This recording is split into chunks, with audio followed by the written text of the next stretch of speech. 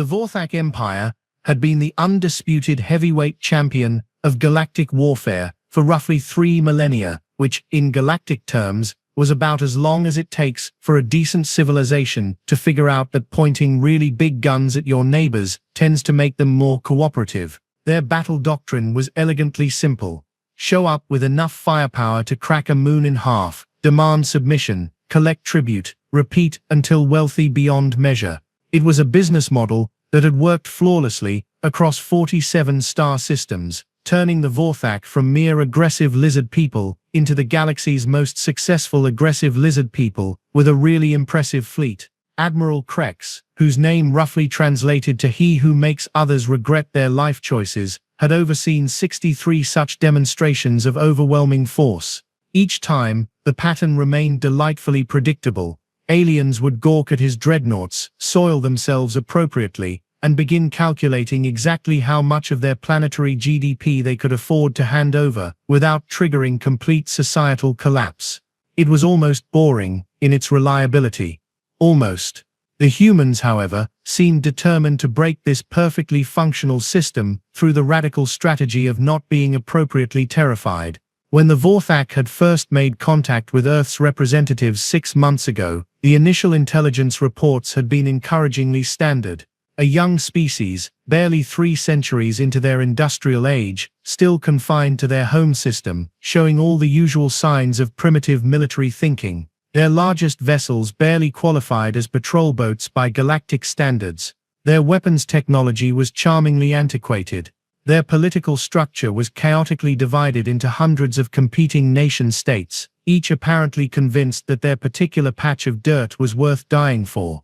In short, they looked like exactly the sort of species that would benefit from Vorthak guidance, preferably the sort that came with a yearly tribute payment. But something about their diplomatic responses had been odd, not defiant, exactly, not submissive either, just oddly casual, as if being contacted by a militaristic empire capable of reducing their planet to cosmic dust was roughly as significant as receiving a moderately interesting piece of mail. When Admiral Krex had transmitted the standard surrender or face annihilation message, complete with footage of Vorthak dreadnoughts reducing an asteroid field to component atoms, the human response had been politely worded "thanks for the impressive demonstration," followed by an invitation to discuss mutual cooperation at your earliest convenience. The sheer audacity was almost refreshing, which brought Admiral Krex to his current position, leading a battle fleet of 12 dreadnoughts, 36 heavy cruisers, and enough support vessels to blockade a solar system into Earth's star system.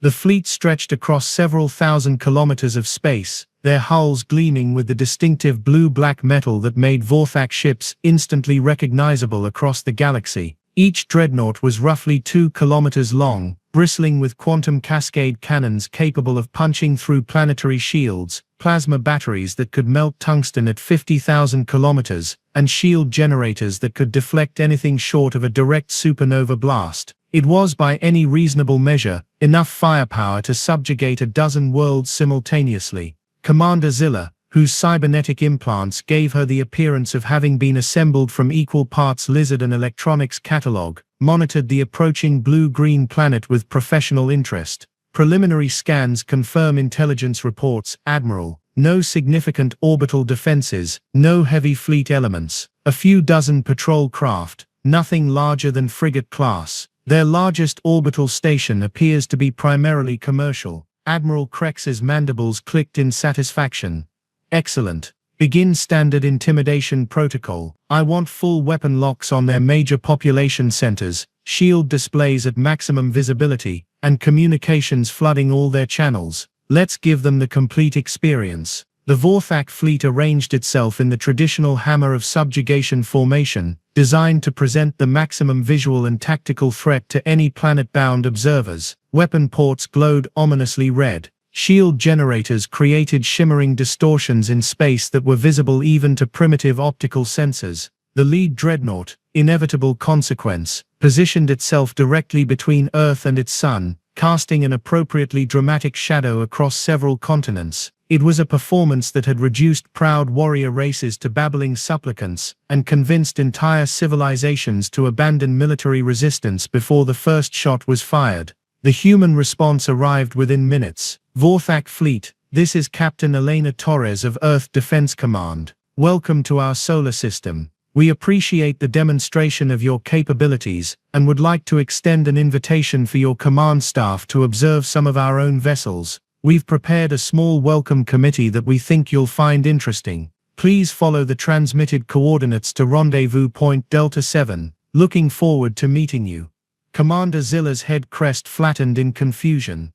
Admiral, this is unusual. They're not requesting terms, they're not demanding our withdrawal, they're inviting us to see their ships. Admiral Krex studied the transmission data, his tactical mind automatically cataloging the implications. Either these humans were completely delusional about their military position, or they were planning some sort of desperate suicide attack. Given that their largest ships barely registered on long-range sensors, the former seemed more likely. Perhaps they believe they can impress us with whatever primitive weapons they've managed to cobble together, he mused. Very well, we'll indulge their delusion. Order the fleet to maintain intimidation formation and proceed to their coordinates. This should be amusing. The rendezvous point lay in the outer system, near the orbit of the fourth planet from their sun. As the Vorthak fleet approached, Admiral Krex noted with professional satisfaction that Earth's welcome committee appeared to consist of exactly 3 vessels, a command ship that looked like it had been designed by someone with a decent understanding of basic starship architecture, but no real experience with military requirements, 2 escort vessels that might have been impressive to a pre-spaceflight civilization, but wouldn't have qualified as adequate patrol boats in civilized space. Commander Zilla's sensors officer reported contact with the human vessels at maximum range. Admiral, we're receiving detailed scans from the human ships. Very detailed scans, more detailed than should be possible with their apparent technology level. Let them look, Admiral Krex commanded. Perhaps seeing our true capabilities up close will help them understand their situation more clearly. The human command ship, identified as EDS Resolution, closed to communication range with what Admiral Krex had to admit was impressively precise maneuvering. Their pilot might be flying a primitive vessel, but they clearly knew how to handle it. Captain Elena Torres appeared on the main view screen, and Admiral Krex noted with mild surprise that she looked completely relaxed. Not the expression of someone facing overwhelming military force, more like someone greeting expected dinner guests. Admiral Krex, General McKinnon, Dr. Patel, she said, nodding to 2 other humans visible in the background. Thank you for accepting our invitation. I know your time is valuable, so we'll keep this brief. We've prepared a demonstration of our own defensive capabilities that we think will provide some useful context for our discussions. Dr. Patel, a slight woman with graying hair, stepped forward with what appeared to be a data tablet. Before we begin, I wanted to share some information about human military philosophy. We've found that most successful civilizations tend to follow one of 2 approaches. Either they build large visible fleets designed to intimidate potential threats, or they build smaller hidden fleets designed to eliminate them. We've chosen a third approach. General McKinnon, a stern-faced man with the bearing of someone who had spent considerable time thinking about how to kill things efficiently, added, "We believe in being prepared for any eventuality. Given that we knew we'd eventually encounter species with significant military capabilities, we felt it prudent to develop appropriate responses." Admiral Krex felt the first stirring of unease. These humans were too calm, too confident. Either they were completely insane, or they knew something he didn't. "Captain Torres," he said, "while we appreciate your hospitality, I should point out that you're currently facing a battle fleet capable of sterilizing your entire planet. Perhaps we should discuss terms for peaceful cooperation." Captain Torres smiled. "Oh, we're definitely interested in peaceful cooperation, Admiral. That's exactly why we wanted to show you our ships. We find that honest communication about capabilities tends to prevent unfortunate misunderstandings." She touched a control on her command console. "Computer, activate beacon array 7. The space around the Vorthak fleet suddenly filled with light, not weapon fire, not explosions, just light, as hundreds of objects that had been invisible moments before suddenly activated high-intensity beacon arrays, revealing themselves in perfect clarity. Admiral Krex stared at his tactical display as his threat assessment computer tried to process what it was seeing and gave up in electronic confusion. Where moments before there had been empty space, there were now ships. Hundreds of ships. Ships that made his dreadnoughts look like children's toys. The closest vessel was roughly 20 kilometers long, its hull a matte black that had rendered it completely invisible until the beacons activated. Its weapon emplacements were visible as regularly spaced geometric patterns along its hull, too numerous to count quickly. Its shield generators were larger than his entire command ship, but that wasn't the terrifying part. The terrifying part was that it was one of the smaller vessels. Commander Zilla's voice came out as a strangled whisper. "Admiral, I'm reading over 300 ships. The largest are, by the void, Admiral. The largest are over 40 kilometers long. How is this possible? How did they hide an entire fleet?" Captain Torres' voice came through the communication channel with cheerful helpfulness. "Stealth technology. We've found it more practical than traditional defensive strategies. Each of our ships is equipped with adaptive camouflage systems that bend light and electromagnetic radiation around their hulls. They're essentially invisible until we choose to reveal them." Dr. Patel consulted her tablet. "The technical term is metamaterial cloaking, though we've also incorporated quantum field manipulation and selective gravity distortion.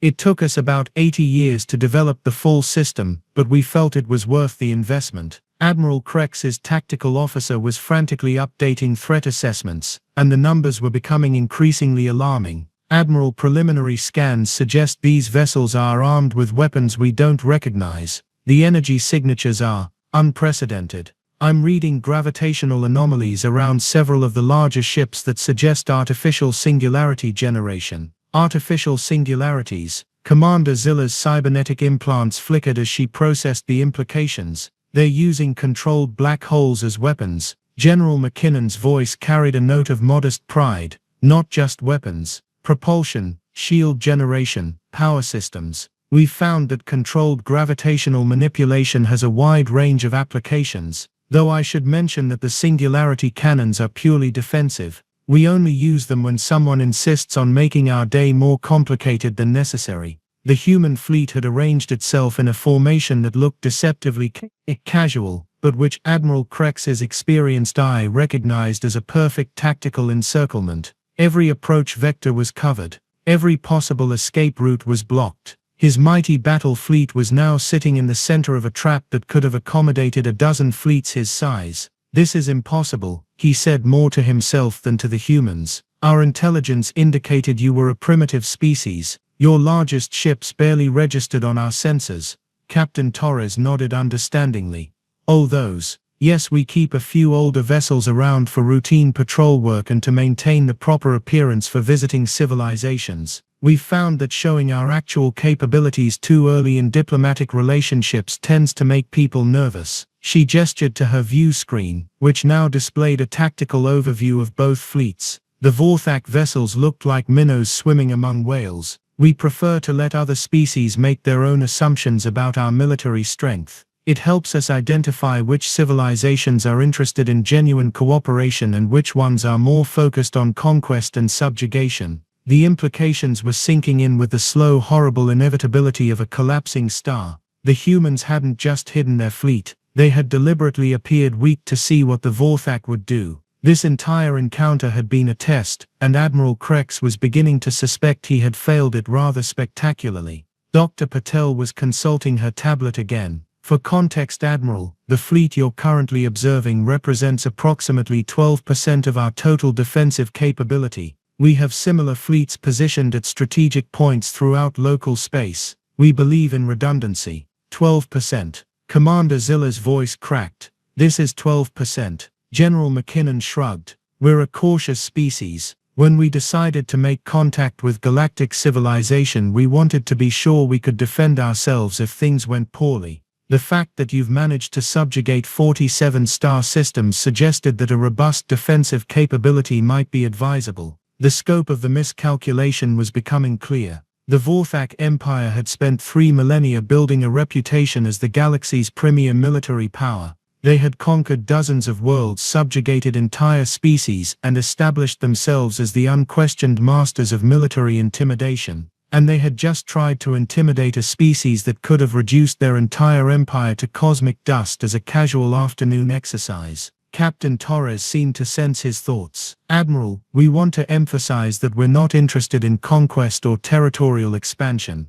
We're quite happy with our current borders, but we also want to be clear about our defensive capabilities, to avoid any unfortunate misunderstandings about what might happen if someone decided to threaten Earth or our interests." She paused, consulting with General McKinnon and Dr. Patel before continuing. "We're prepared to offer the Vorthak Empire a mutual non-aggression pact with full diplomatic recognition and trade agreements. We believe there are significant opportunities for beneficial cooperation between our species." Admiral Krex stared at the tactical display, trying to process the complete reversal of everything he thought he knew about galactic power structures. His mighty fleet, which had cowed entire civilizations, was currently surrounded by weapons that could erase it from existence without visible effort. And the humans were offering him a trade agreement. "We will need to consult with the Empire's leadership," he managed. "This situation is unprecedented." "Of course," Captain Torres said graciously. "Take all the time you need.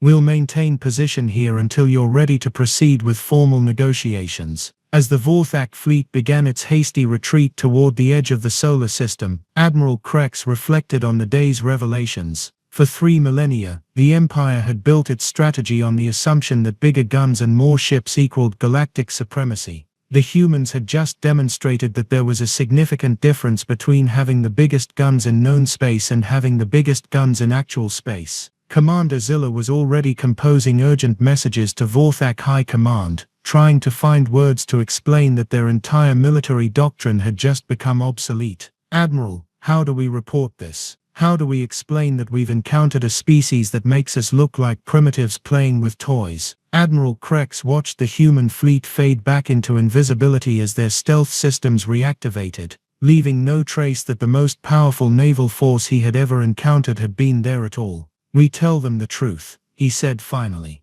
"We tell them that we found a species that doesn't need to threaten anyone because they're already capable of eliminating any threat. And then we recommend very strongly that the Empire consider the benefits of peaceful cooperation." As the EDS resolution escorted them to the edge of Earth's territorial space, Admiral Krex received one final message from Captain Torres. "Admiral, before you go, Dr. Patel wanted me to share one more piece of information. She says it might be relevant to your future planning." Dr. Patel appeared on screen, consulting her ever-present tablet. "Admiral, you mentioned that the Vorthak Empire has successfully subjugated 47 star systems. We wanted you to know that we've been monitoring galactic politics for some time, and we've identified approximately 300 species with military capabilities comparable to or exceeding your own. Most of them have been practicing the same policy we have, appearing weaker than they actually are to avoid attracting attention from aggressive neighbors." She looked up from her tablet with a pleasant smile. "We thought you might want to factor that into your strategic planning going forward. The galaxy appears to be significantly more dangerous than most people realize." The transmission ended, leaving Admiral Krex to contemplate the implications during the long journey home. The Vorthak Empire had spent 3 millennia building a reputation as the galaxy's supreme military power based on the carefully curated sample of species that hadn't been strong enough to hide their true capabilities. Meanwhile, the actual powers of the galaxy had been watching, taking notes and politely staying out of the way while the lizard people played with their impressive but ultimately inadequate toys. It was, Admiral Krex reflected, a perfect example of why assumptions could be extremely dangerous things. The humans had assumed the Vorthak would eventually encounter someone who could challenge them, and had prepared accordingly. The Vorthak had assumed that visible strength equaled actual strength, and had built their entire civilization around that assumption. As it turned out, the galaxy was full of civilizations that had learned the same lesson humanity had embraced: the most dangerous species were often the ones you never saw coming. And somewhere in the depths of space, hundreds of hidden fleets continued their invisible patrols, maintaining the peace through the simple expedient of being prepared to end any war before it could properly begin. The Vorthak Empire would adapt, of course. They were a practical species, when circumstances required it. But Admiral Krex suspected that the age of conquest through intimidation had just come to a rather abrupt end. After all, it was hard to intimidate someone when you weren't entirely sure they were actually there.